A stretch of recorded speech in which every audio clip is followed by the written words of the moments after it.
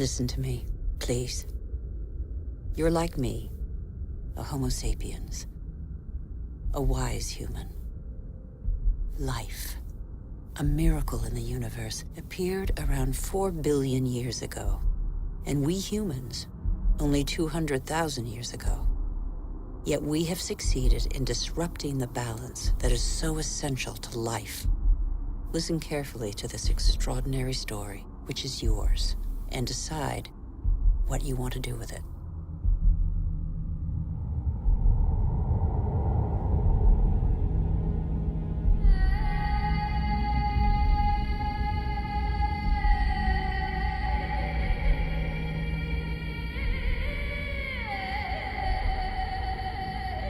These are traces of our origins. At the beginning, our planet was no more than a chaos of fire. A cloud of agglutinated dust particles, similar to so many similar clusters in the universe. Yet this was where the miracle of life occurred.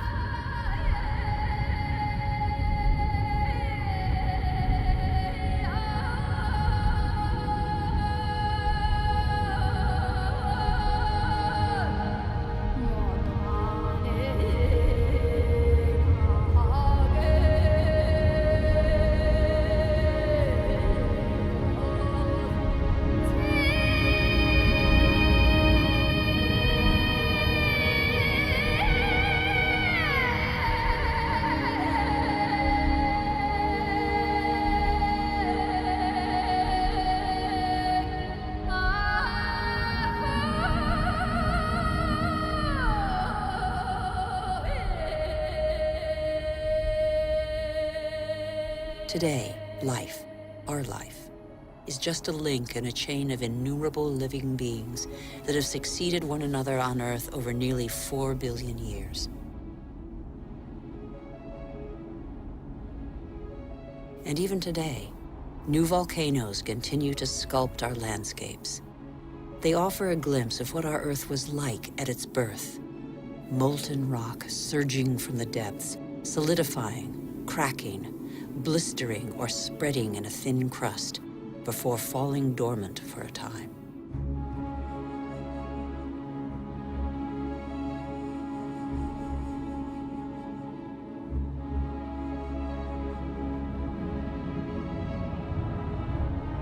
These wreaths of smoke, curling from the bowels of the Earth, bear witness to the Earth's original atmosphere, an atmosphere devoid of oxygen. A dense atmosphere, thick with water vapor, full of carbon dioxide. A furnace.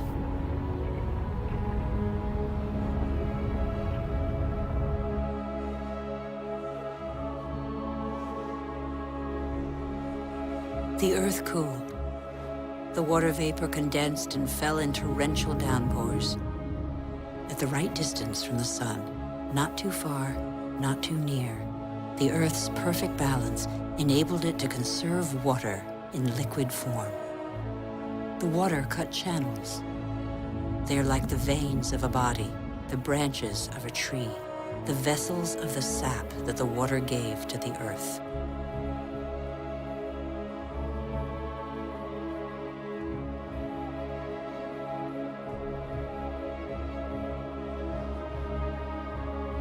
The rivers tore minerals from the rocks and gradually added them to the fresh water of the oceans. And the oceans became heavy with salt.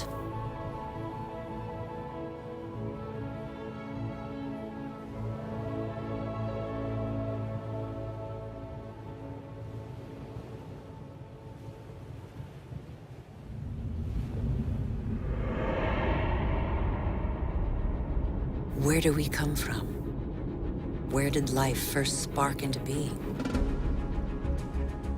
A miracle of time, primitive life forms still exist in the globe's hot springs. They give them their colors.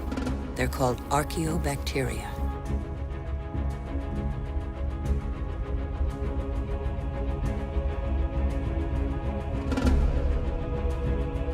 They all feed off the Earth's heat. All except the cyanobacteria, or blue-green algae. They alone have the capacity to turn to the sun to capture its energy. They are a vital ancestor of all yesterday's and today's plant species. These tiny bacteria and their billions of descendants changed the destiny of our planet. They transformed its atmosphere.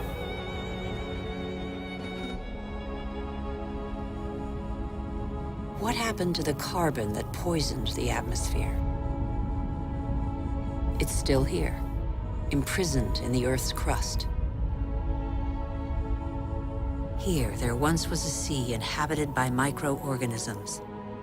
They grew their shells by tapping into carbon from the atmosphere dissolved in the ocean. These strata are the accumulated shells of those billions and billions of microorganisms.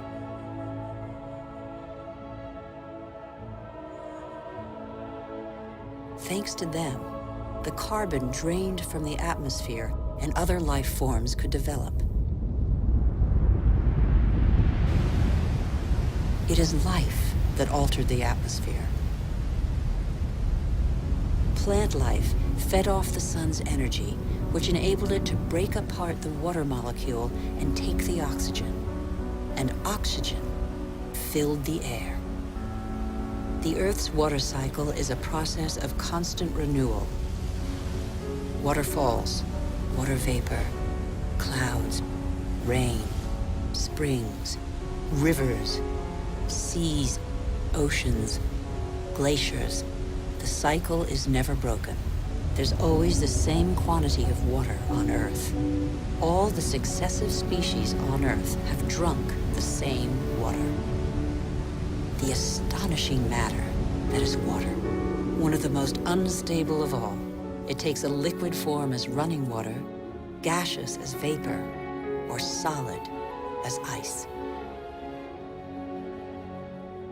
In Siberia, the frozen surfaces of the lakes in winter contain the traces of the forces that water deploys when it freezes. Lighter than water, the ice floats. It forms a protective mantle against the cold, under which life can go on.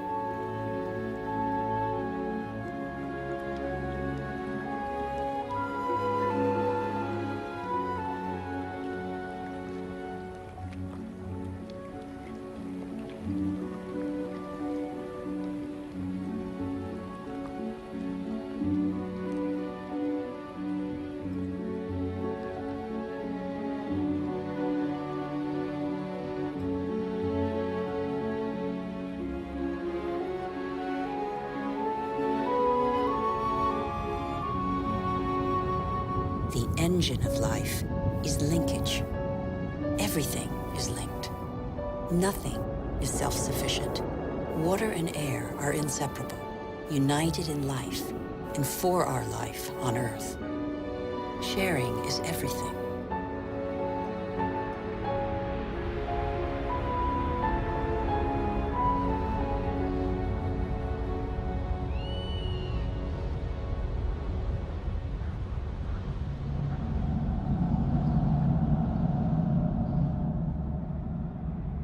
The green expanse peeking through the clouds is the source of oxygen in the air.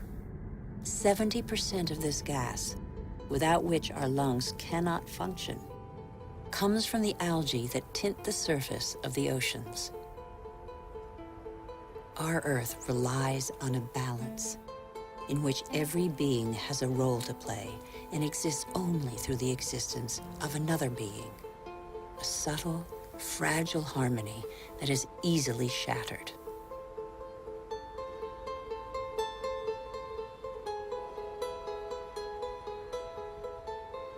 Thus, corals are born from the marriage of algae and shells. Coral reefs cover less than 1% of the ocean floor, but they provide a habitat for thousands of species of fish, mollusks, and algae. The equilibrium of every ocean depends on them.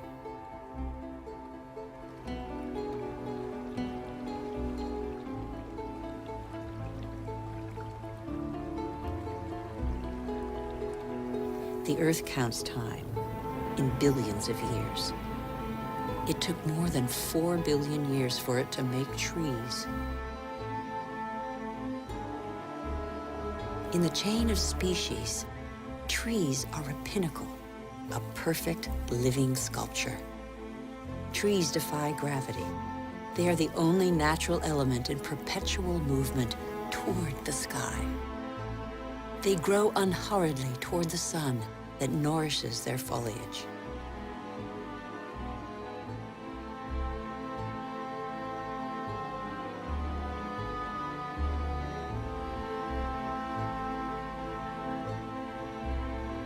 They have inherited from those minuscule cyanobacteria the power to capture light's energy. They store it and feed off it, turning it into wood and leaves, which then decompose into a mixture of water, mineral, vegetable, and living matter. And so, gradually, soils are formed.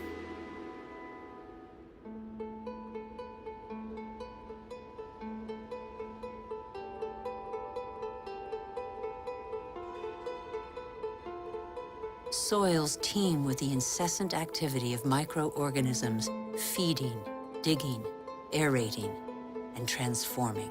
They make the humus, the fertile layer to which all life on land is linked.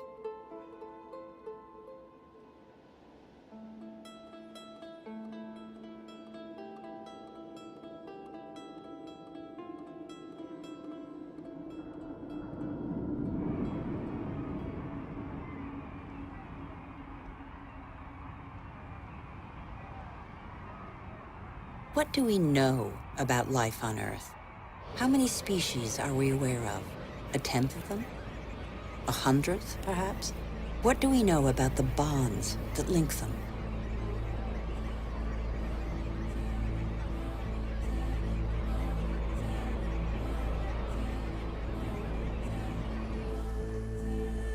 The Earth is a miracle.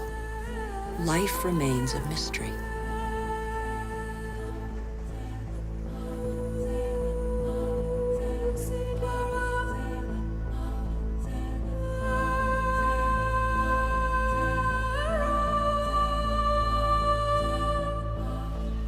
Families of animals form, united by customs and rituals that are handed down through the generations.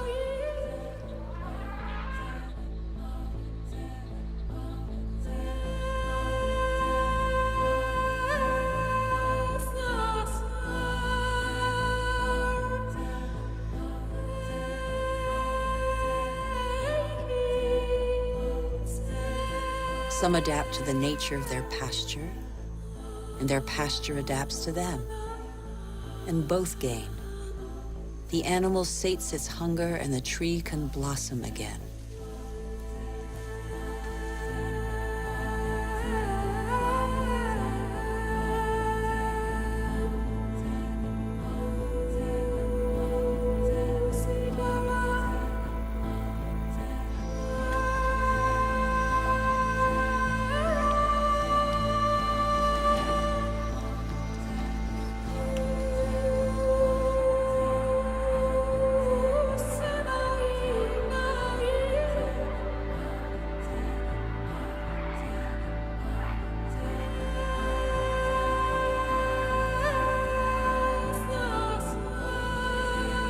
In the great adventure of life on Earth, every species has a role to play. Every species has its place.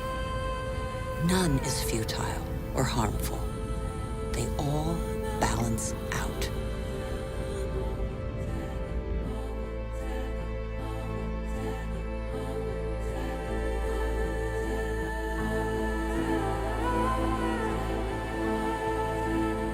And that's where you, Homo sapiens, wise human, enter the story. You benefit from a fabulous 4 billion-year-old legacy bequeathed by the Earth.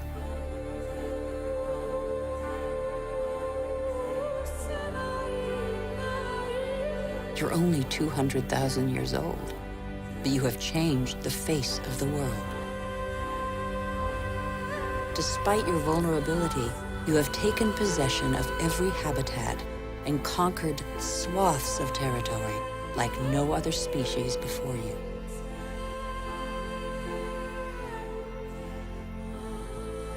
After 180,000 nomadic years, and thanks to a more clement climate, humans settled down. They no longer depended on hunting for survival. They chose to live in wet environments that abounded in fish, game, and wild plants, there where land, water, and life combine.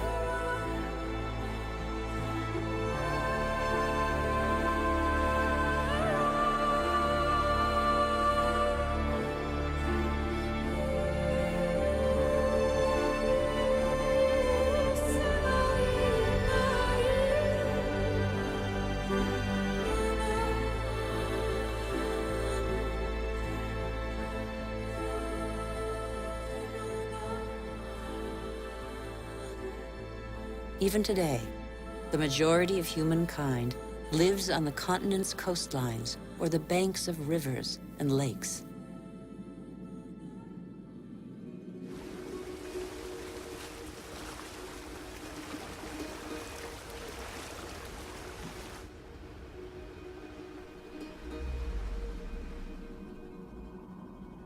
Across the planet, 1 person in 4 lives as humankind did 6,000 years ago. Their only energy, that which nature provides, season after season. It's the way of life of 1.5 billion people, more than the combined population of all the wealthy nations.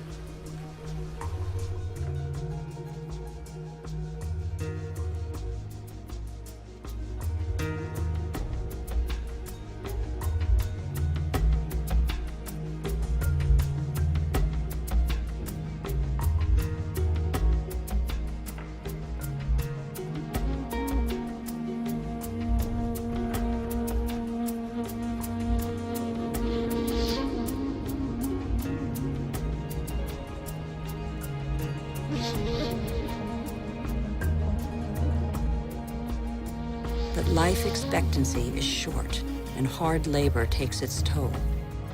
The uncertainties of nature weigh on daily life. Education is a rare privilege. Children are a family's only asset, as long as every extra pair of hands is a necessary contribution to its subsistence.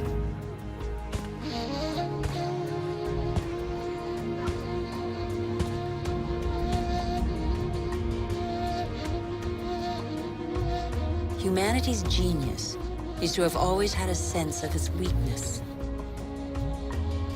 The physical energy and strength with which nature insufficiently endowed humans is found in animals that help them to discover new territories.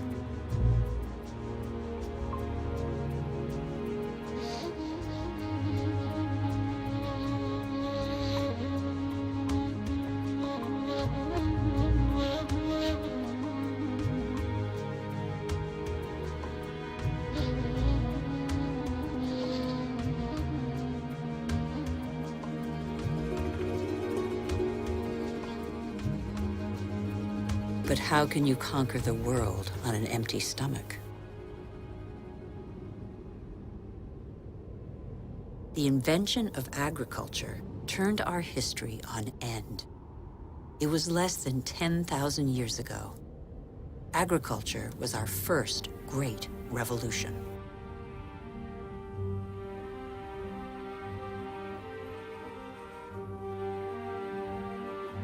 It resulted in the first surpluses and gave birth to cities and civilizations.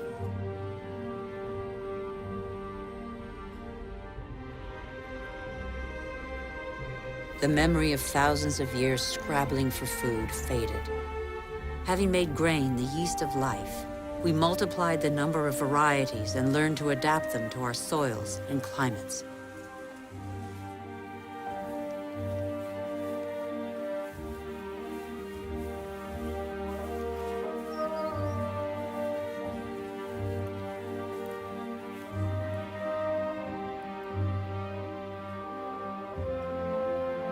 We're like every species on Earth.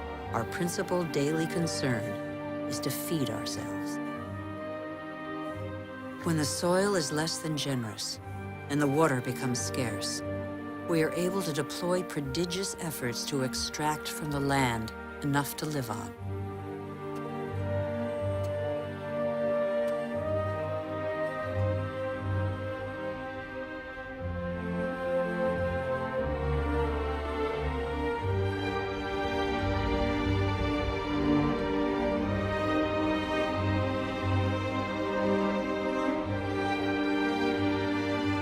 Humans shape the land with the patience and devotion that the earth demands in an almost sacrificial ritual performed over and over. Agriculture is still the world's most widespread occupation. Half of humankind tills the soil, over 3/4 of them by hand.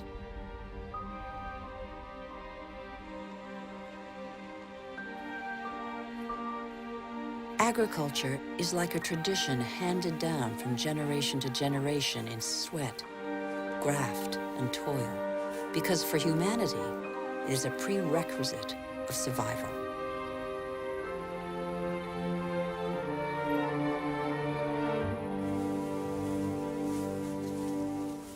But after relying on muscle power for so long, humankind found a way to tap into the energy buried deep in the earth.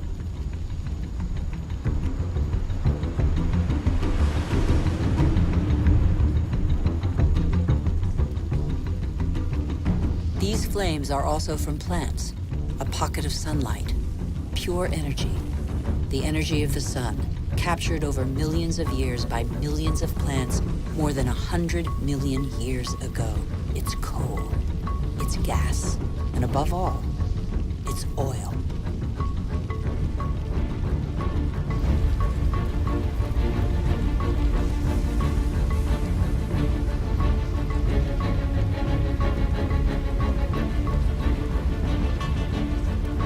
This pocket of sunlight freed humans from their toil on the land. With oil began the era of humans who break free of the shackles of time. With oil, some of us acquired unprecedented comforts. And in 50 years, in a single lifetime, the Earth has been more radically changed than by all previous generations of humanity.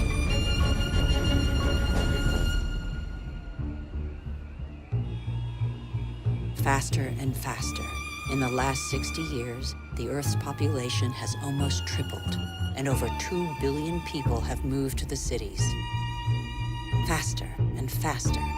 Shenzhen in China, with its hundreds of skyscrapers and millions of inhabitants, was just a small fishing village barely 40 years ago.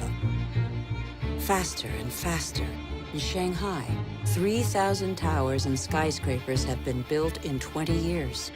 Hundreds more are under construction. Today, over half of the world's 7 billion inhabitants live in cities.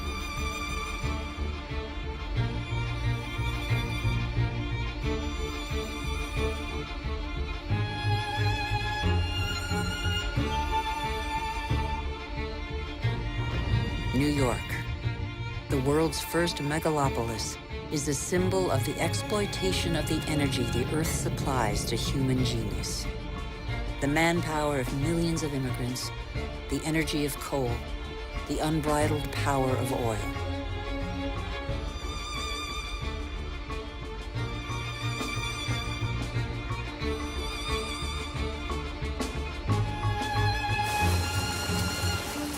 America was the first to harness the phenomenal, revolutionary power of black gold. In the fields, machines replaced men. a liter of oil generates as much energy as 100 pairs of hands in 24 hours. In the United States, only 3 million farmers are left. They produce enough grain to feed 2 billion people. But most of that grain is not used to feed people. Here, and in all other industrialized nations, it's transformed into livestock feed, or biofuels.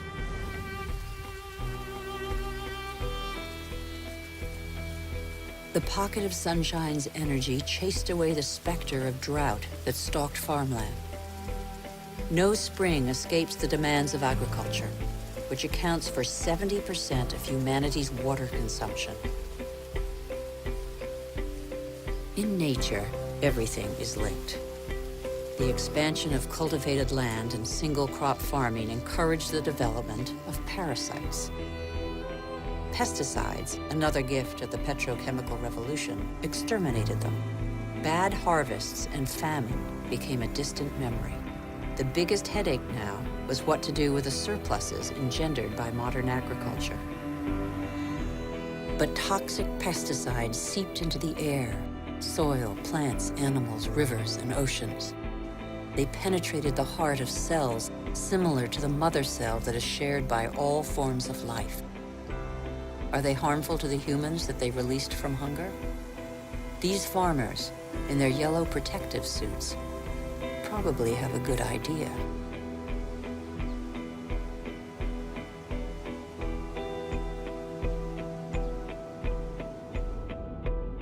Then came fertilizers, another petrochemical discovery. They produced unprecedented results on plots of land thus far ignored.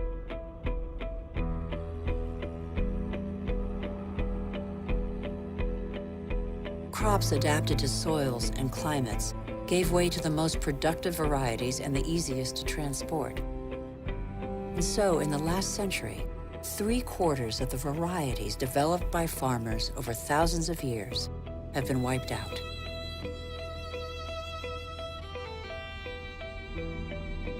As far as the eye can see, fertilizer below, plastic on top. The greenhouses of Almeria in Spain are Europe's vegetable garden. A city of uniformly sized vegetables waits every day for the hundreds of trucks that will take them to the continent's supermarkets. The more a country develops, the more meat its inhabitants consume.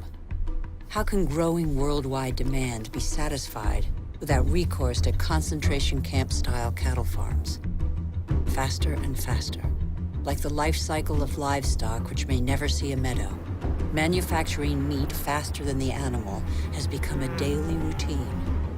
In these vast food lots trampled by millions of cattle, not a blade of grass grows.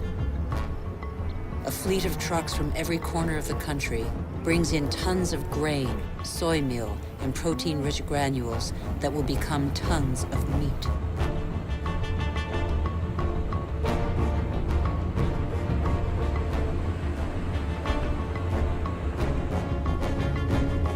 The result is that it takes 100 liters of water to produce 1 kilogram of potatoes, 4,000 liters for 1 kilo of rice, and 13,000 liters for 1 kilo of beef, not to mention the oil guzzled in the production process and transport.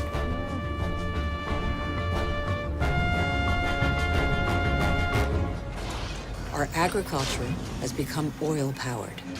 It feeds twice as many humans on Earth, but has replaced diversity with standardization. It has offered many of us comforts we could only dream of, but it makes our way of life totally dependent on oil. This is the new measure of time. Our world's clock now beats to the rhythm of these indefatigable machines tapping into the pocket of sunlight. The whole planet is attentive to these metronomes of our hopes and illusions. The same hopes and illusions that proliferate along with our needs, increasingly insatiable desires and profligacy. We know that the end of cheap oil is imminent, but we refuse to believe it. For many of us, the American dream is embodied by a legendary name, Los Angeles. In this city that stretches over 100 kilometers, the number of cars is almost equal to the number of inhabitants. Here, energy puts on a fantastic show every night.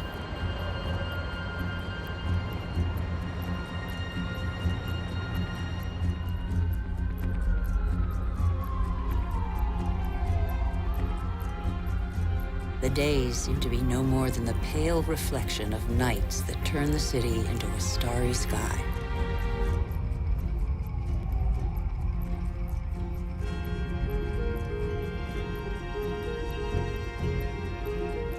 Faster and faster. Distances are no longer counted in miles, but in minutes. The automobile shapes new suburbs where every home is a castle, a safe distance from the asphyxiated city centers, and where neat rows of houses huddle around dead-end streets. The model of a lucky few countries has become a universal dream preached by televisions all over the world. Even here in Beijing, it is cloned, copied, and reproduced in these formatted houses that have wiped pagodas off the map.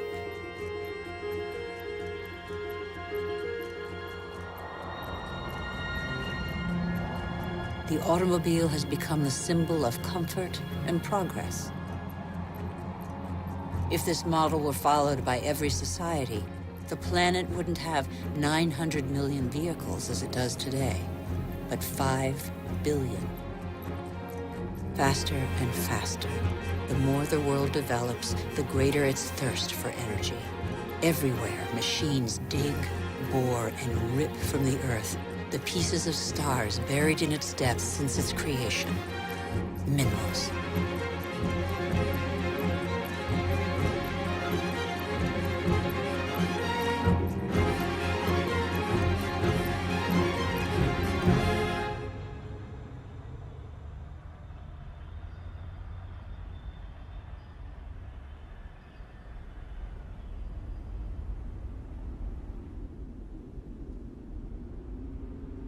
As a privilege of power, 80% of this mineral wealth is consumed by 20% of the world's population. Before the end of this century, excessive mining will have exhausted nearly all the planet's reserves.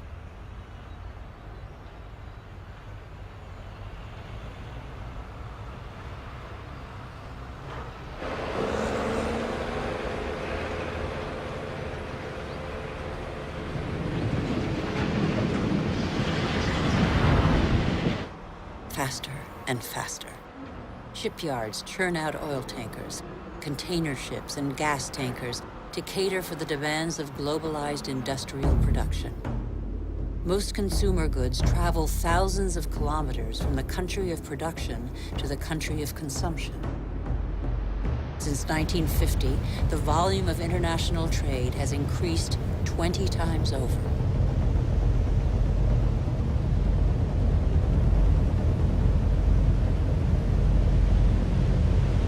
Ninety 90% of trade goes by sea.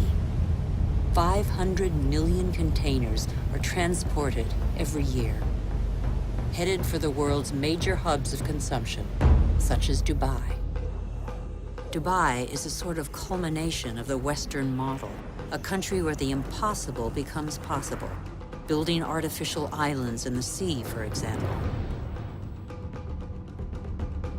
Dubai has few natural resources. But with the money from oil, it can bring millions of tons of material and workers from all over the planet. Dubai has no farmland, but it can import food. Dubai has no water, but it can afford to expend immense amounts of energy to desalinate seawater and build the highest skyscrapers in the world. Dubai has endless sun, but no solar panels. It is the totem to total modernity that never fails to amaze the world.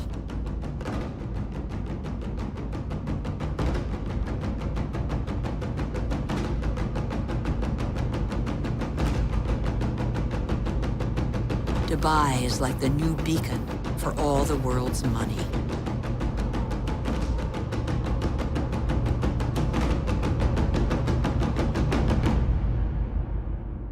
Nothing seems further removed from nature than Dubai, although nothing depends on nature more than Dubai. Dubai is a sort of culmination of the Western model. We haven't understood that we're depleting what nature provides.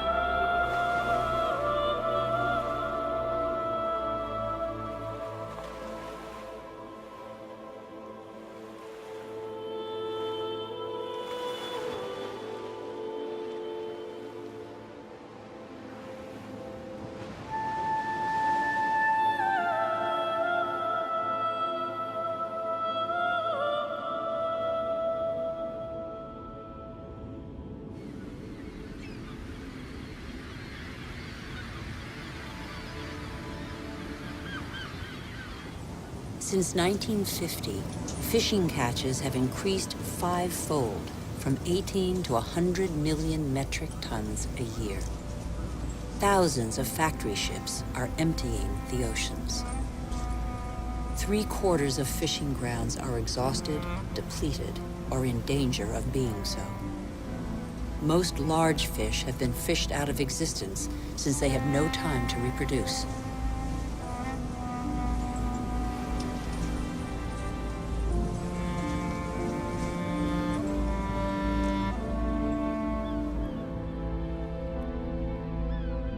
We are destroying the cycle of a life that was given to us.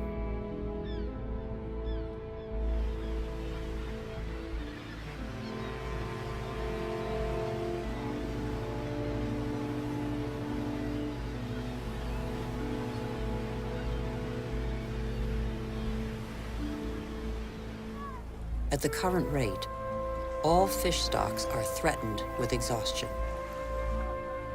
Fish is the staple diet of 1 in 5 humans.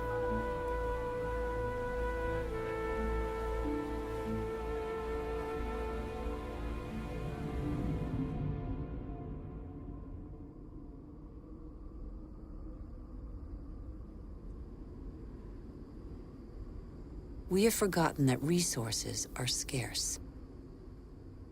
500 million humans live in the world's desert lands, more than the combined population of Europe. They know the value of water. They know how to use it sparingly.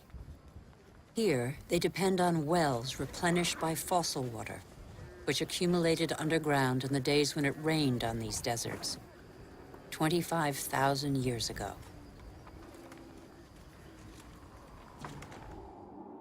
Fossil water also enables crops to be grown in the desert to provide food for local populations.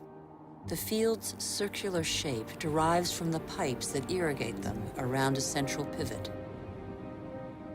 But there is a heavy price to pay. Fossil water is a non-renewable resource.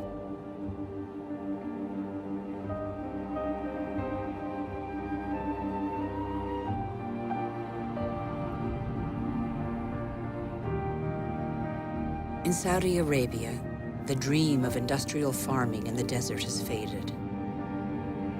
As if on a parchment map, the light spots on this patchwork show abandoned plots.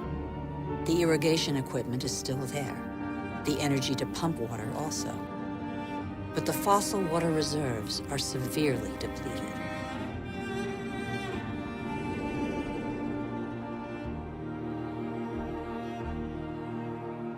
Israel turned the desert into arable land.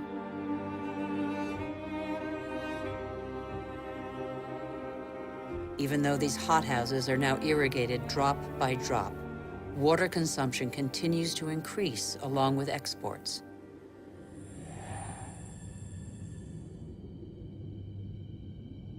the once mighty River Jordan is now just a trickle.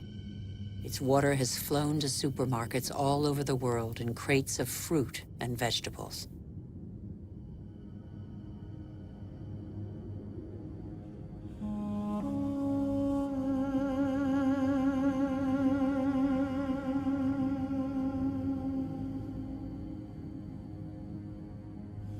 The Jordan's fate is not unique. Across the planet, one major river in 10 no longer flows into the sea for several months of the year.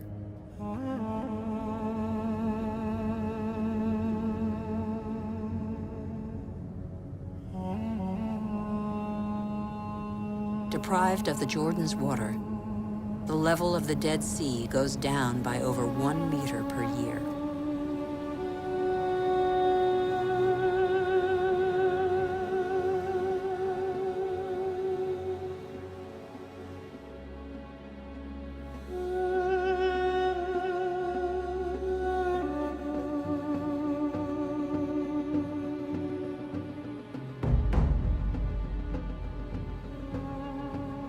India risks being the country that suffers most from the lack of water in the coming century. Massive irrigation has fed the growing population, and in the last 50 years, 21 million wells have been dug. In many parts of the country, the drill has to sink ever deeper to hit water. In western India, 30% of wells have been abandoned. The underground aquifers are drying out. Vast reservoirs will catch the monsoon rains to replenish the aquifers. In dry season, women from local villages dig them with their bare hands.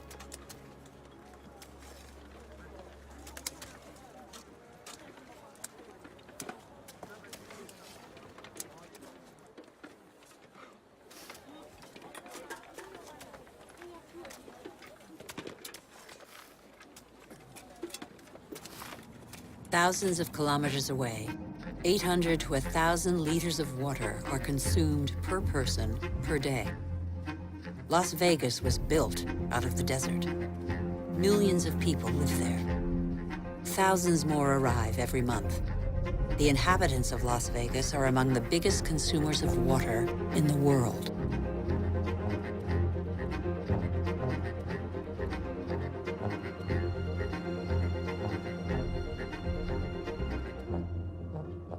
Palm Springs is another desert city with tropical vegetation and lush golf courses.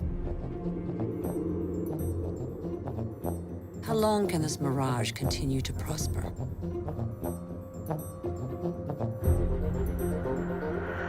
The Earth cannot keep up. The Colorado River, which brings water to these cities, is one of those rivers that no longer reaches the sea. Water levels in the catchment lakes along its course are plummeting.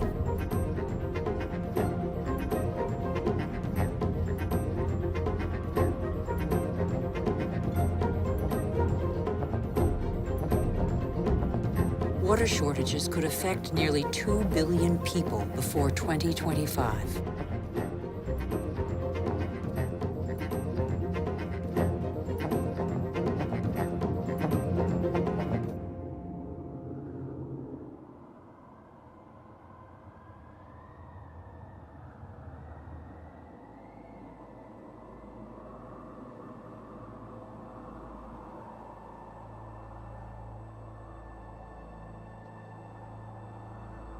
The wetlands represent 6% of the surface of the planet. Under their calm water lies a veritable factory where plants and microorganisms patiently filter the water and digest all the pollution. These marshes are indispensable environments for the regeneration and purification of water. They are sponges that regulate the flow of water. They absorb it in the wet season and release it in the dry season.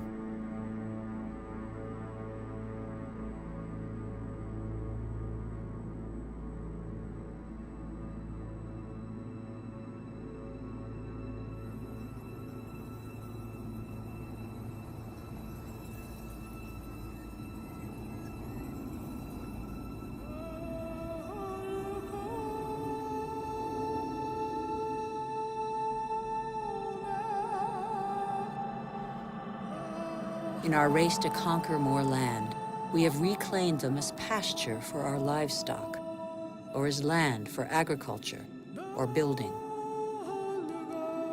In the last century, half of the world's marshes were drained. We know neither their richness nor their role.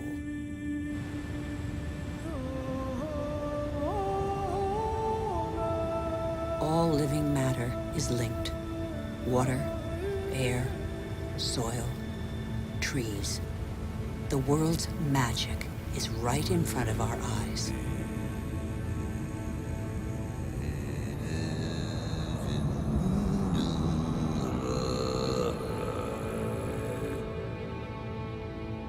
Trees breathe groundwater into the atmosphere as light mist. They form a canopy that alleviates the impact of heavy rains.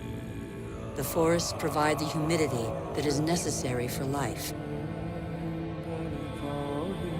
They store carbon, containing more than all the Earth's atmosphere. They are the cornerstone of the climactic balance on which we all depend.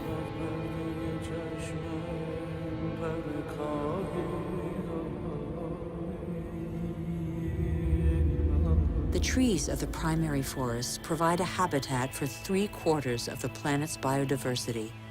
That's to say, of all life on Earth.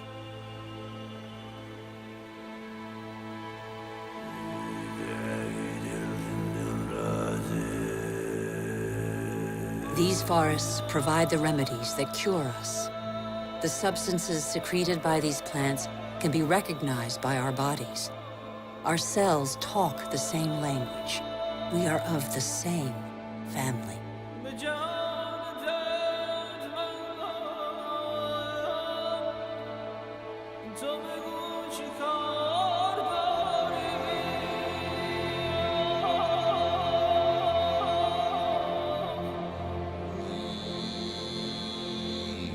But in barely 40 years, the world's largest rainforest, the Amazon, has been reduced by 20%.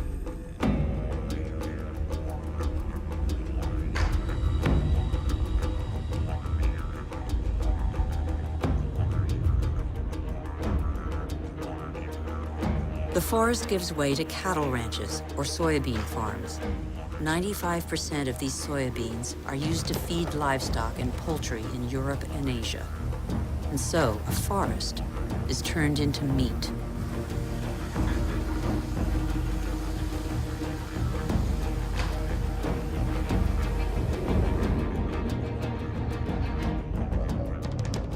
Barely 20 years ago, Borneo, the 4th largest island in the world, was covered by a vast primary forest.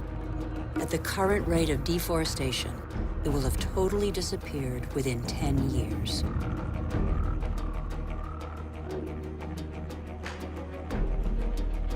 Living matter bonds water, air, earth, and the sun. In Borneo, this bond has been broken in what was one of the Earth's greatest reservoirs of biodiversity.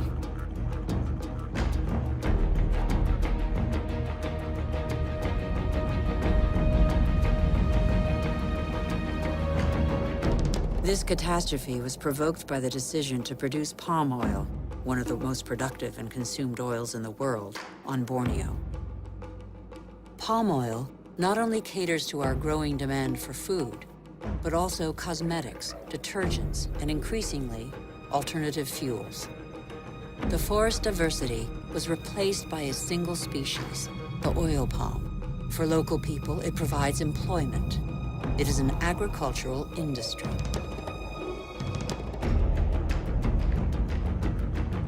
Another example of massive deforestation is the eucalyptus. Eucalyptus is used to make paper pulp.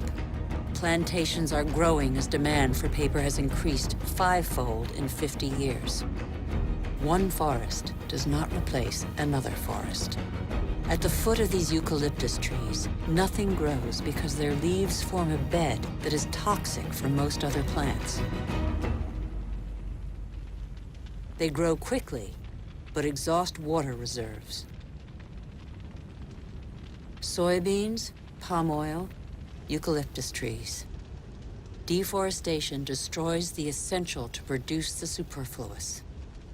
But elsewhere, deforestation is a last resort to survive.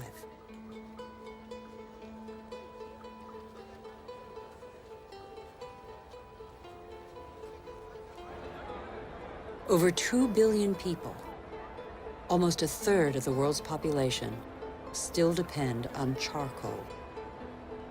In Haiti, one of the world's poorest countries, charcoal is one of the population's main consumables. Once the pearl of the Caribbean, Haiti can no longer feed its population without foreign aid.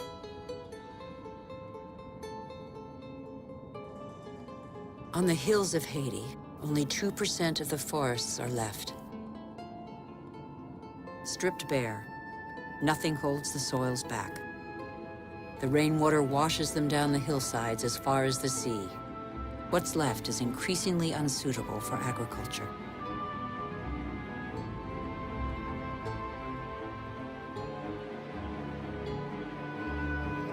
In some parts of Madagascar, the erosion is spectacular. Whole hillsides bear deep gashes hundreds of meters wide.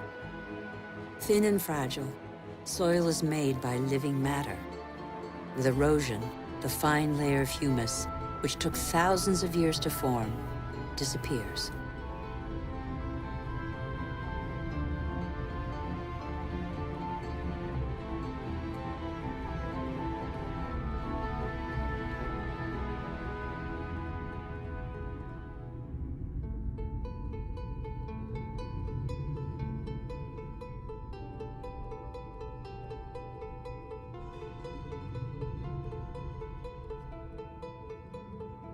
Here's one theory of the story of the Rapa Nui, the inhabitants of Easter Island, that could perhaps give us pause for thought. Living on the most isolated island in the world, the Rapa Nui exploited their resources until there was nothing left. Their civilization did not survive. On these lands stood the highest palm trees in the world. They have disappeared. The Rapa Nui chopped them all down for lumber. They then had to face widespread soil erosion. The Rapa Nui could no longer go fishing. There were no trees to build canoes.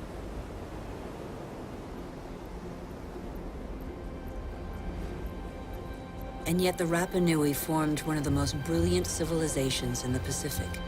Innovative farmers, sculptors, exceptional navigators. They were caught in the vice of overpopulation and dwindling resources. They experienced social unrest, revolts, and famine. Many did not survive the cataclysm.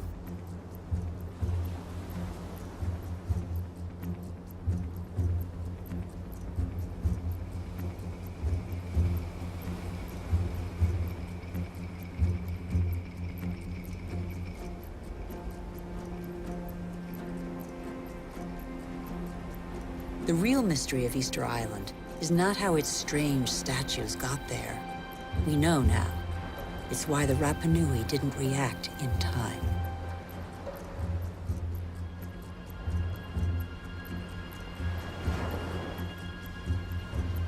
It's only one of a number of theories, but it has particular relevance to us today.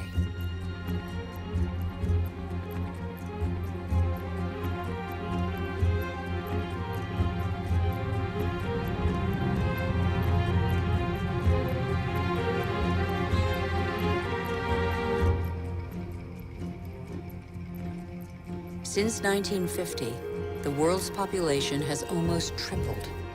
And since 1950, we have more fundamentally altered our island, the Earth, than in all of our 200,000-year history. Nigeria is the biggest oil exporter in Africa, and yet 70% of the population lives under the poverty line. The wealth is there, but the country's inhabitants don't have access to it. The same is true all over the globe. Half the world's poor live in resource-rich countries.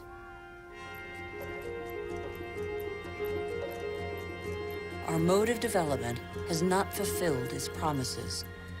In 50 years, the gap between rich and poor has grown wider than ever. Today, half the world's wealth is in the hands of the richest 2% of the population.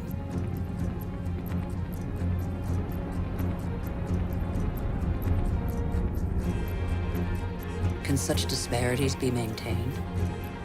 They're the cause of population movements whose scale we have yet to fully realize. The city of Lagos had a population of 700,000 in 1960. That will rise to 16 million by 2025.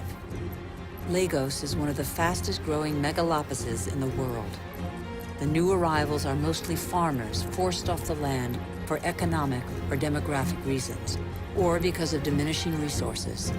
This is a radically new type of urban growth driven by the urge to survive rather than to prosper.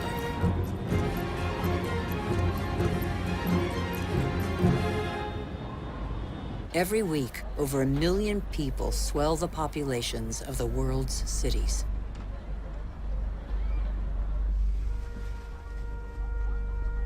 One human being in 6 now lives in a precarious, unhealthy, overpopulated environment without access to daily necessities such as water, sanitation, or electricity.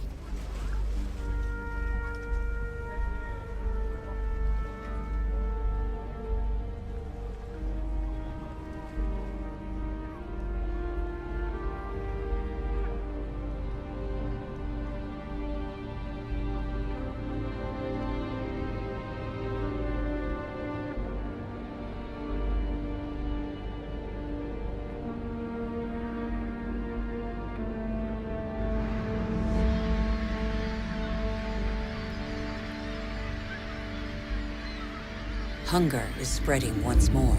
It affects nearly 1 billion people.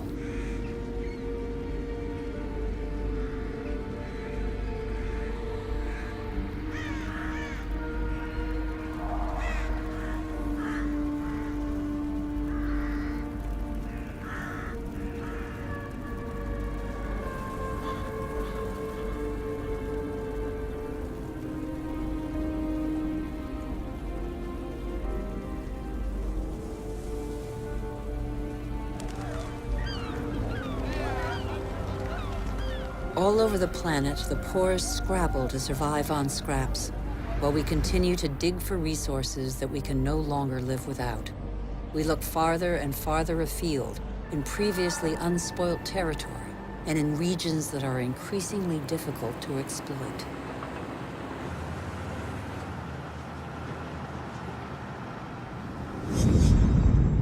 We're not changing our model. Oil might run out. We can still extract oil from the tar sands of Canada. The biggest trucks in the world move thousands of tons of sand. The process of heating and separating bitumen from the sand requires millions of cubic meters of water. Colossal amounts of energy are needed. The pollution is catastrophic. The most urgent priority, apparently, is to pick every pocket of sunlight.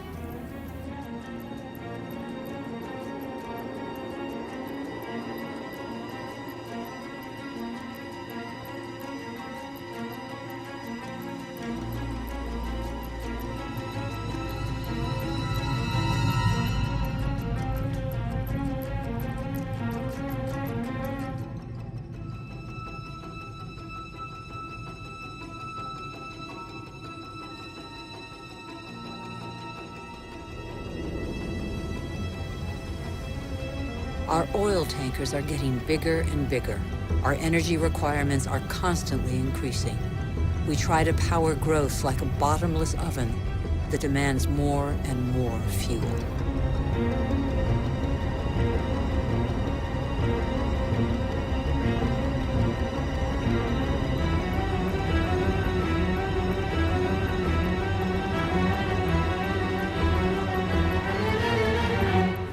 It's all about carbon. In a few decades, the carbon that made our atmosphere a furnace and that nature captured over millions of years, allowing life to develop, will have largely been pumped back out. The atmosphere is heating up. It would have been inconceivable for a boat to be here just a few years ago. Transport, industry, deforestation, agriculture. Our activities release gigantic quantities of carbon dioxide. Without realizing it, molecule by molecule, we have upset the Earth's climatic balance. All eyes are on the poles, where the effects of global warming are most visible. It's happening fast, very fast. The Northwest Passage that connects America, Europe, and Asia via the pole is opening up. The Arctic ice cap is melting. Under the effect of global warming, the ice cap has lost 40% of its thickness in 40 years. Its surface area in the summer shrinks year by year. It could disappear in the summer months by 2030. Some say 2015.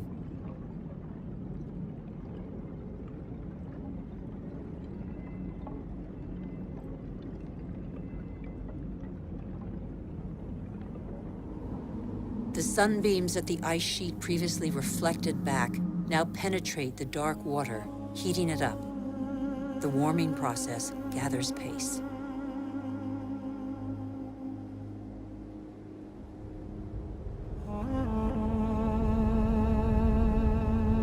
This ice contains the records of our planet. The concentration of carbon dioxide hasn't been so high for several 100,000 years. Humanity has never lived in an atmosphere like this.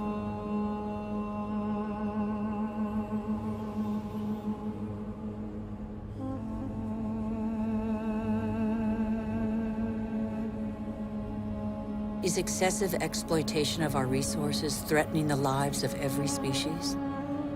Climate change accentuates the threat. By 2050, a quarter of the Earth's species could be threatened with extinction.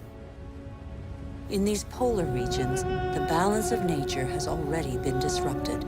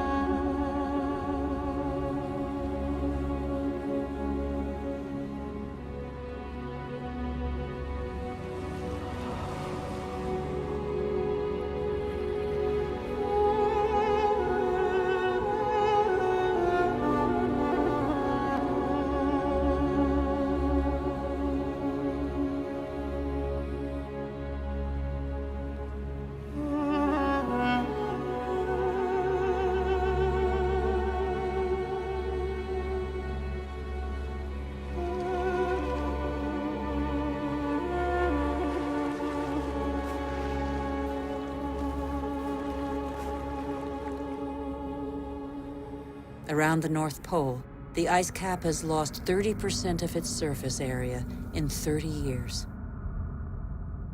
But as Greenland rapidly becomes warmer, the fresh water of a whole continent flows into the salt water of the oceans.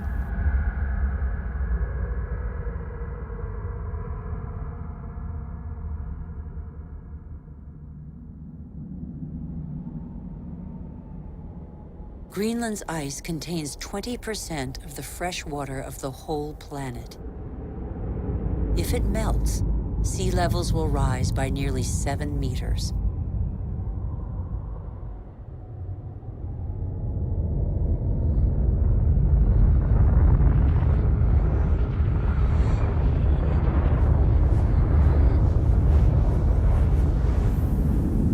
But there is no industry here.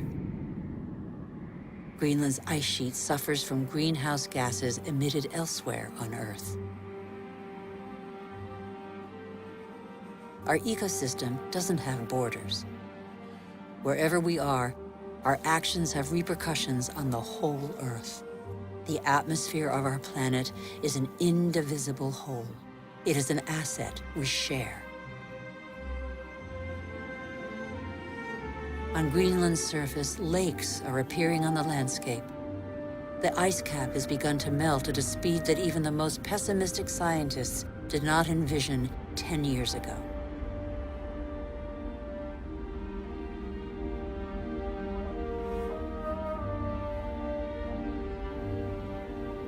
More and more of these glacier-fed rivers are merging together and burrowing through the surface.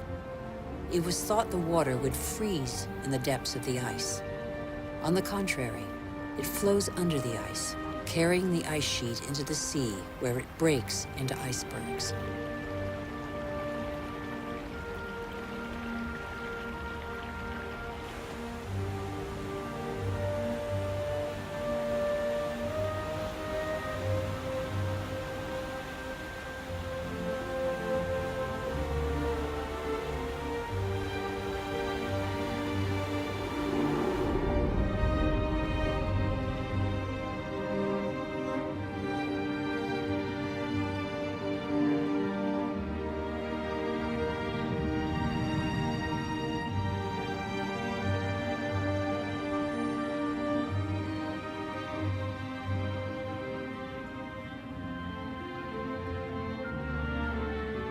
As the fresh water of Greenland's ice sheet gradually seeps into the salt water of the oceans, low-lying lands around the globe are threatened.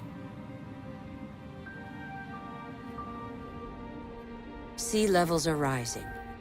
Water expanding as it gets warmer caused, in the 20th century alone, a rise of 20 centimeters. Everything becomes unstable.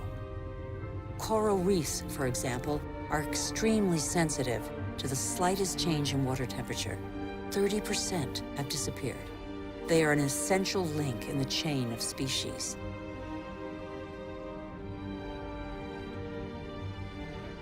In the atmosphere, the major wind streams are changing direction. Rain cycles are altered. The geography of climates is modified. The inhabitants of the low-lying islands here in the Maldives, for example, are on the front line. They are increasingly concerned. Some are already looking for new, more hospitable lands.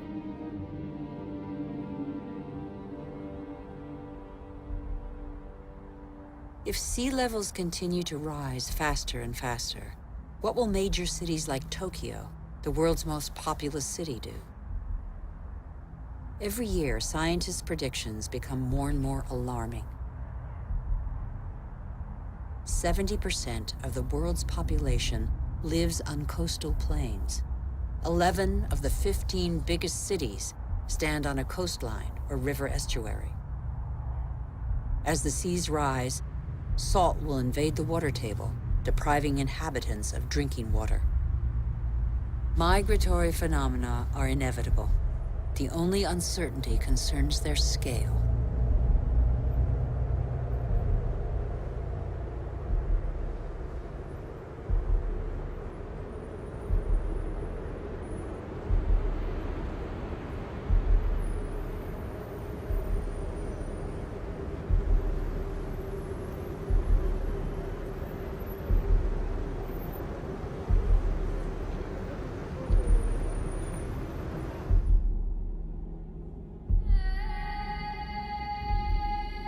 In Africa, Mount Kilimanjaro is unrecognizable.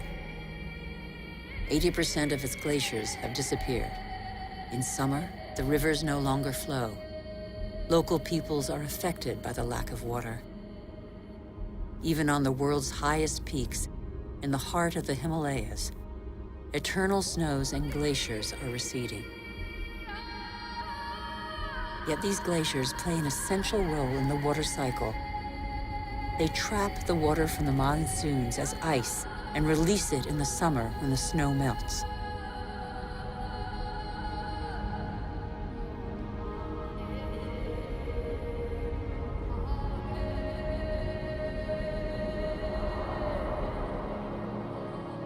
The glaciers of the Himalayas are the source of all the great Asian rivers, the Indus, Ganges, Mekong, Yangtze-Kiang. 2 billion people depend on them for drinking water and to irrigate their crops, as in Bangladesh. On the delta of the Ganges and Brahmaputra, Bangladesh is directly affected by the phenomena occurring in the Himalayas and at sea level. This is one of the most populous and poorest countries in the world. It is already hit by global warming. The combined impact of increasingly dramatic floods and hurricanes could make 1/3 of its landmass disappear. When populations are subjected to these devastating phenomena, they eventually move away.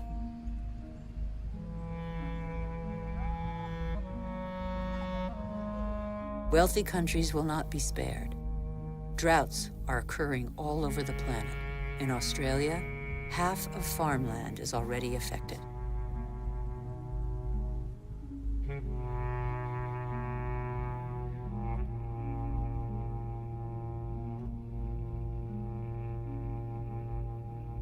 We are in the process of compromising the climactic balance that has allowed us to develop over 12,000 years.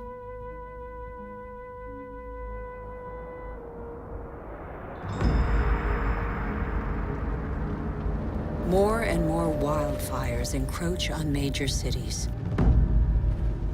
In turn, they exacerbate global warming. As the trees burn, they release carbon dioxide. The system that controls our climate has been severely disrupted. The elements on which it relies have been disrupted.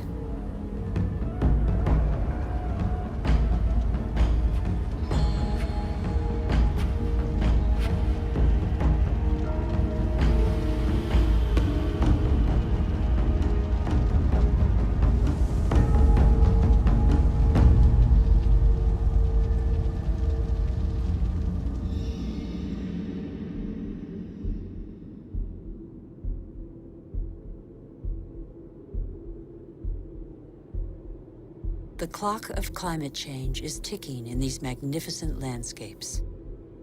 Here in Siberia and elsewhere across the globe, it is so cold that the ground is constantly frozen. It's known as permafrost. Under its surface lies a climactic time bomb. Methane, a greenhouse gas 20 times more powerful than carbon dioxide.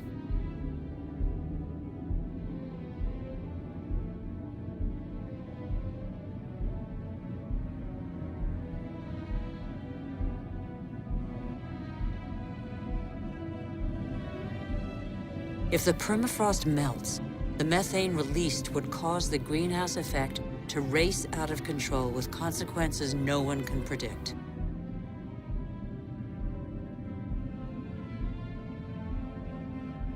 We would literally be in unknown territory.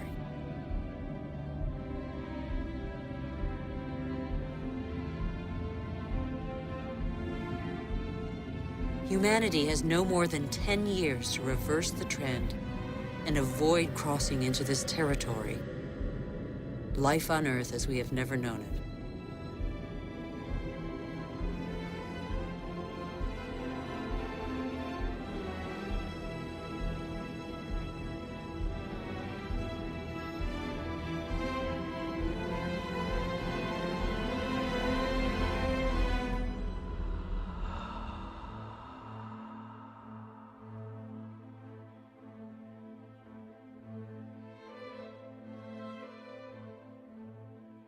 We have created phenomena we cannot control. Since our origins, water, air, and forms of life are intimately linked. But recently, we have broken those links. Let's face the facts. We must believe what we know. All that we have just seen is a reflection of human behavior. We have shaped the Earth in our image. We have very little time to change. How can this century carry the burden of 9 billion human beings if we refuse to be called to account for everything we alone have done.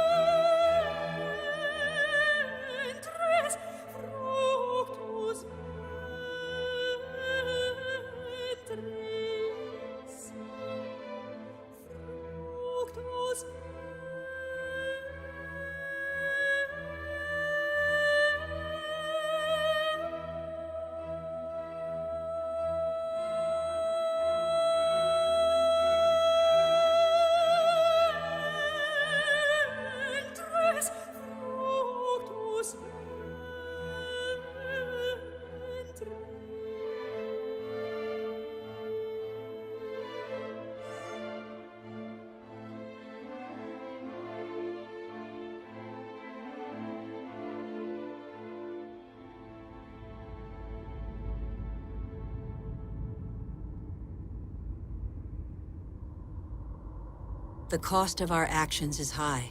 Others pay the price without having been actively involved.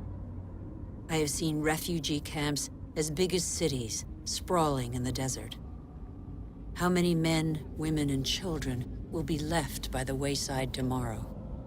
Must we always build walls to break the chain of human solidarity, separate peoples, and protect the happiness of some from the misery of others? It's too late to be a pessimist. I know that a single human can knock down every wall. It's too late to be a pessimist. Worldwide, 4 children out of 5 attend school. Never has learning been given to so many human beings. Everyone, from richest to poorest, can make a contribution. Lesotho, one of the world's poorest countries, is proportionally the one that invests most in its people's education. Qatar, one of the world's richest states, has opened its doors to the best universities. Culture, education, research, and innovation are inexhaustible resources. In the face of misery and suffering, millions of NGOs prove that solidarity between peoples is stronger than the selfishness of nations. In Bangladesh, a man thought the unthinkable and founded a bank that lends only to the poor. In 30 years, it has changed the lives of 150 million people.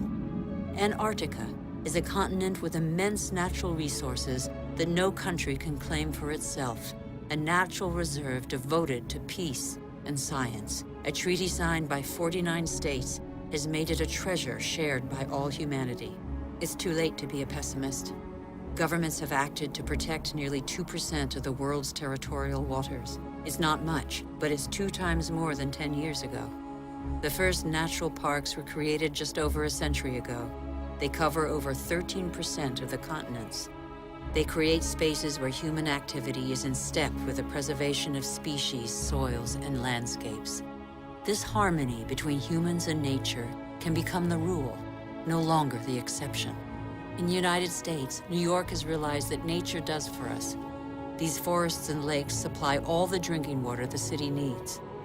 In South Korea, the forests have been devastated by war. Thanks to a national reforestation program, they once more cover 65% of the country. More than 75% of paper is recycled. Costa Rica has made a choice between military spending and the conservation of its lands. The country no longer has an army.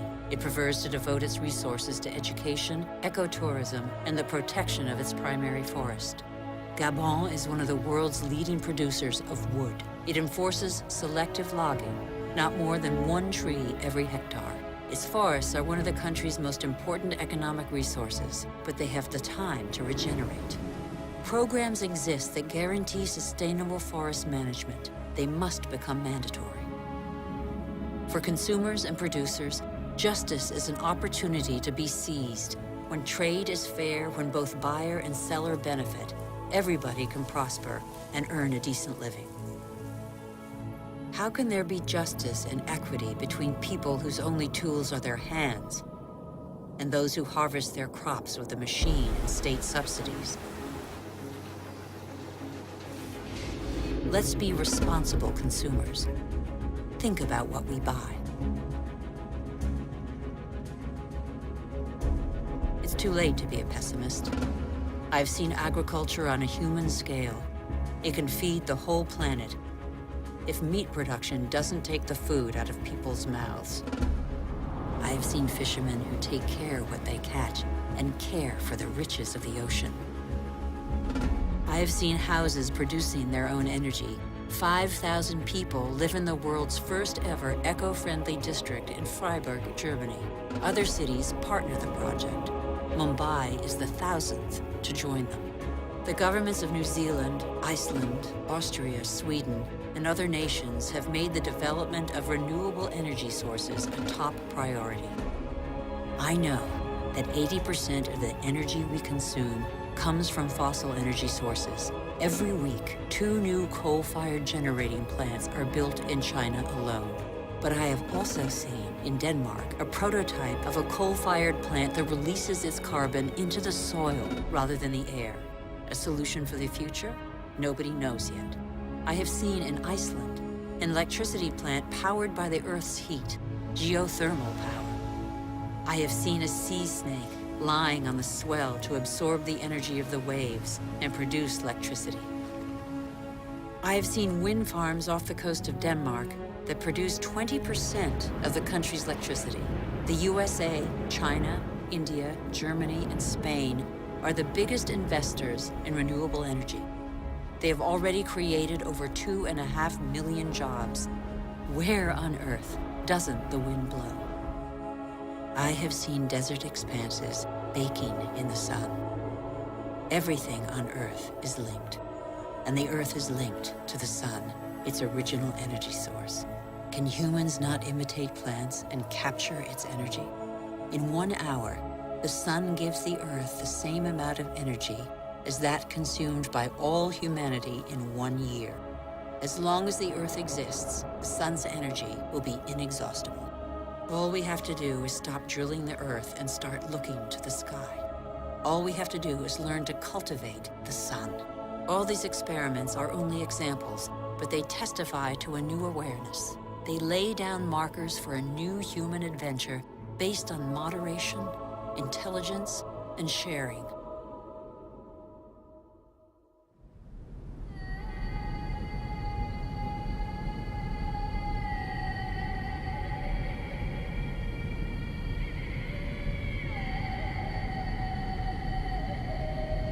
It's time to come together. What's important is not what's gone, but what remains. We still have half the world's forests, thousands of rivers, lakes, and glaciers, and thousands of thriving species. We know that the solutions are there today. We all have the power to change. So what are we waiting for?